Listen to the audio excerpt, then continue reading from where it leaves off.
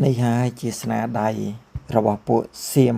ពួកប្រជាមិត្តដែលជាប់ព្រំដែនយើងធ្វើឲ្យប្រជាពលរដ្ឋយើងបាទធ្វើដំណើរបាទដឹកទាំងសត្វចិញ្ចឹមតាមលំអដឹកធុងចេញពីភូមិស្រុកចេញពីលំនៅឋាន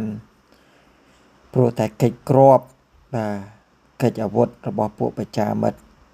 គឺពួកឈ្លានពានពួកចង់បានដីខ្មែរតាំងពីសម័យបុរាណរហូតមកដល់ពេលបច្ចុប្បន្នសម័យទំនើបហើយវានៅតែបន្តការឈ្លានពានបងប្អូនមើលទៅអនាយធម៌យ៉ាងណាបាទមានអ្នកខ្លះមានកូនខ្ចីមានអ្នកខ្លះមានមនុស្សចាស់អ្នកខ្លះមិនបានយកអ្វីមកតាមខ្លួនអ្នកខ្លះដឹកសត្វចិញ្ចឹមផ្សេងបងប្អូនណាគឺដើម្បីពីចេញពីមួយកន្លែងទៅមួយកន្លែងពួកគាត់នេះគឺចេញពីជំរំភាសឹកមួយកន្លែងដែលគៀកនឹងទីតាំងដែលពួកវាបានបាញ់បំផ្លាញណាស្ពានរបស់យើងកាលពីពេលថ្មីហ្នឹងនៅម្ដុំស្រុកចុងកាល់បងប្អូនណា